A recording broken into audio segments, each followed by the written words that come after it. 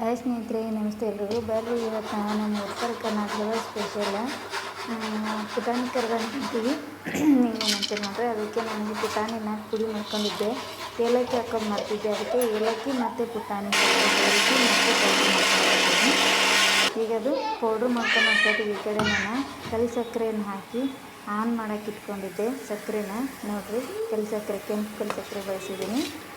ಕಲ್ ಸಕ್ಕರೆನ ಹಾಕಿ ಆನ್ ಮಾಡೋಕೆ ಇಟ್ಟಿದ್ದೀನಿ. ಇದು ಒಂದೇಳೆ ಅದು ಬರೋದೇನೋ ಅವಶ್ಯಕತೆ ಇಲ್ಲ, ಜಸ್ಟ್ ಅಂಟು ಪಾಕ ನಾವು ಸ್ಪೂನಿಂದ ಬಿಟ್ಟರೆ ಗೊತ್ತಾಗುತ್ತೆ. ಅಂಟು ಪಾಕ ಬಂದರೆ ಸಾಕು, ಕರಗಂಟಿಗೆ ಚೆನ್ನಾಗಿರುತ್ತೆ. ಹಾಗೆ ಕೊಬ್ಬರಿ ಅದಕ್ಕೆ ಹಾಕೋಕ್ಕೆ ಕೊಬ್ಬರಿನ ಕರ್ಕೊತಾ ಇದ್ದೆ. ಎಲ್ಲ ಒಟ್ಟೊಟ್ಟಿಗೆ ಆ ಕಡೆ ಒಂದು ಆನ್ ಆಗೋಷ್ಟಕ್ಕೆ ಈ ಕಡೆ ಕೊಬ್ಬರಿ ತುರ್ಕೊಳೋದು, ಮಿಕ್ಸಿಗೆ ಹಾಕೋದು ಎರಡೂ ಆಯಿತು. ಇದಕ್ಕೆ ನಾನು ಇನ್ನೇನು ಜಾಸ್ತಿ ಬಳಸಿಲ್ಲ ನೋಡಿ. ಹೀಗೆ ಅಂಟು ಪಾಕ ಬರೋ ಥರನಾಗಿ ಪಾಕವನ್ನು ಕುದಿಯೋಕೆ ಇಟ್ಕೊಂಡಿರ್ತೀನಲ್ಲ.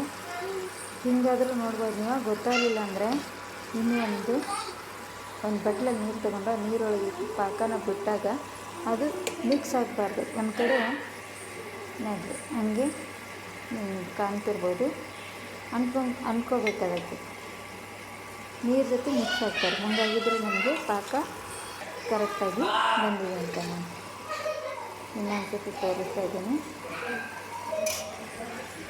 ಇಲ್ಲದಿದ್ದರೆ ಇನ್ನೂ ಎಳೆ ಪಾಕ ಇದ್ದರೆ ನೀರಿನ ಜೊತೆ ನೀರಾಗಿಬಿಡುತ್ತೆ, ಅದು ಬಟ್ಲಿಗೆ ಅಂಟಲ್ಲ ತಳಕ್ಕೆ. ಹಿಂಗಾದರೂ ನೋಡಿ ಗುರ್ತಿಸ್ಕೋಬೋದು. ಇಲ್ಲಾಂದರೆ ಕೈಗೆ ಅಂಟಿಸ್ಕೊಂಡಾರು ಮಾಡ್ಬೋದು. ಅದು ಸ್ಪೂನಿಂದ ಪಾಕನ ಎತ್ತಿ ಬಿಟ್ಟರೆ ಅದು ಅಂಟು ಬರುತ್ತೆ. ಅವಾಗ ನೋಡಿ ಕರೆಕ್ಟಾಗಿ ಬಂದಿದೆ. ಕಾಣಿಸ್ತಿದೆ ಅಲ್ವಾ. ಮಾಮೂಲಿ ಸಕ್ಕರೆ ಬಳಸಿನೇ ಮಾಡ್ತಾರೆ, ಬಟ್ ನಾನು ಮಕ್ಕಳೆಲ್ಲ ಇರೋದ್ರಿಂದ ಕಲ್ ಸಕ್ಕರೆ ಬಳಸಿ ಮಾಡೋಣ ಈ ಸರಿ ಅಂತ ಕಲ್ ಸಕ್ಕರೆ ಬಳಸಿದ್ದೆ.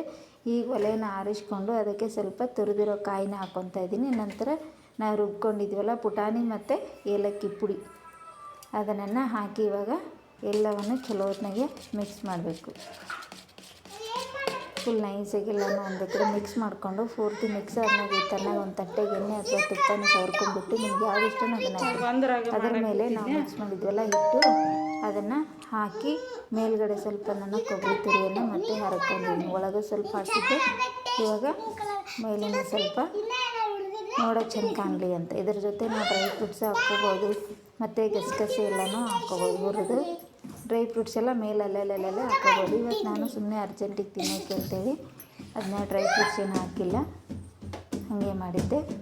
ಇದು ಭಾಳ ಬೇಗನೆ ಮಾಡ್ಬೋದು ಮತ್ತು ಅಷ್ಟೇ ಚೆನ್ನಾಗಿರುತ್ತೆ. ಅಲ್ಲೇ ನಿಲ್ಸಕ್ಕೆ ಬರೋದು.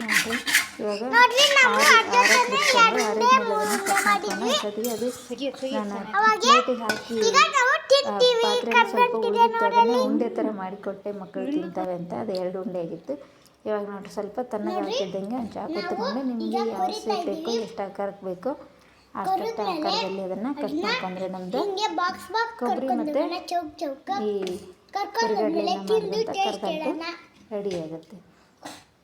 ಇದು ಎಲ್ಲ ನಮ್ಮ ಸೈಡ್ ಉತ್ತರ ಕರ್ನಾಟಕದಲ್ಲಿ ಪಂಚಮಿ ಬಂತು ಅಂದರೆ ಇದೆಲ್ಲ ಫೇಮಸ್ ಇಲ್ಲಿ ಭಾಳ ಮಾಡೋದು. ಇದು ಮತ್ತು ಕೊಬ್ಬರಿ ಕರ್ಗಂಟು, ಆಮೇಲೆ ಬಿಸ್ಕೆಟ್ ಹಾಕಿ ಬಿಸ್ಕೆಟ್ ಕರ್ಗಂಟು, ಬಿಸ್ಕೆಟ್ ಮತ್ತು ಕೊಬ್ಬರಿಯನ್ನು ಬಳಸಿ ಕೂಡ ಮಾಡ್ಬೋದು ಇದೇ ಥರನಾಗಿ. ಅದು ಕೂಡ ಮಸ್ತ್ ಸಾಫ್ಟಾಗಿರುತ್ತೆ. ಇದು ಕೂಡ ಅಷ್ಟೇ ಸಾಫ್ಟಾಗಿರುತ್ತೆ. ಇದ್ರ ಬದಲು ನೀವು ಕಡಲೆ ಪುಡಿ, ಇದು ಶೇಂಗಾನ ಹುರಿದು ಪೌಡ್ರ್ ಮಾಡಿ ಅದನ್ನು ಹಾಕಿ ಕೂಡ ಮಾಡ್ಬೋದು ಇದನ್ನು. ಬಟ್ ಅದೆಲ್ಲಕ್ಕಿಂತ ಇದು ಬೇಗ ಆಗುತ್ತೆ ಅಂಥೇಳಿ ಹುರಿಗಡ್ಲೆ. ಇದಕ್ಕೇನು ಭಾಳತ್ತು ಟೈಮ್ ಬೇಕಾಗಿಲ್ಲ, ಕೇವಲ ಒಂದು 20 ನಿಮಿಷದಲ್ಲಿ ನೀವು ಕರ್ಗಂಟನ್ನು ರೆಡಿ ಮಾಡ್ಕೋಬೋದು. ಹೊತ್ತಿನಾಗೆ ಆನ್ ಮಾಡ್ಕೊಳೋದು ಅಷ್ಟೇ ಇಲ್ಲಿ ಕಷ್ಟ. ಆನ್ ಮಾಡ್ಕೊಳೋದು ಕರೆಕ್ಟಾಗಿ ಮಾಡ್ಕೊಂಬಿಟ್ರೆ ಕರ್ಗಂಟು ಭಾಳ ಚೆನ್ನಾಗಿ ಬರುತ್ತೆ. ನಾವು ಆನನ್ನು ಒಂದೇಳೆ ಪಾಕ ಅದು ಆನ ಮಾಡ್ಕೊಂಬಿಟ್ರೆ ಇದು ಇಷ್ಟು ಸ್ಮೂತಾಗಿ ಬರೋದಿಲ್ಲ. ನೋಡಿರಿ, ನಿಮ್ಗೆ ಕಾಣಿಸ್ತಿರ್ಬೋದು, ನನ್ನ ಮಗ ಎತ್ತೆತ್ತು ತೋರಿಸ್ತಿದ್ದಾನೆ ಅವನ್ನ. ಇಷ್ಟು ಸ್ಮೂತಾಗಿ ಬರೋದಿಲ್ಲ. ಅವಾಗ ಆನು ಜಾಸ್ತಿ ಏರಾಗಿಬಿಟ್ರೆ ಆಮೇಲೆ ಮೆದು ಆನು ತಕ್ಕೊಂಬಿಟ್ರು ಕೂಡ ಚೆನ್ನಾಗಿರೋದಿಲ್ಲ. ಅದು ಒಡೆ ಥರ ಬರೋಂಗಿಲ್ಲ. ಅದಕ್ಕೋಸ್ಕರ ಅಂಟು ಪಾಕ ಬರಬೇಕು ನೋಡಿರಿ. ಸೂಪರಾಗಿ ಕರ್ಗಂಟು ರೆಡಿ.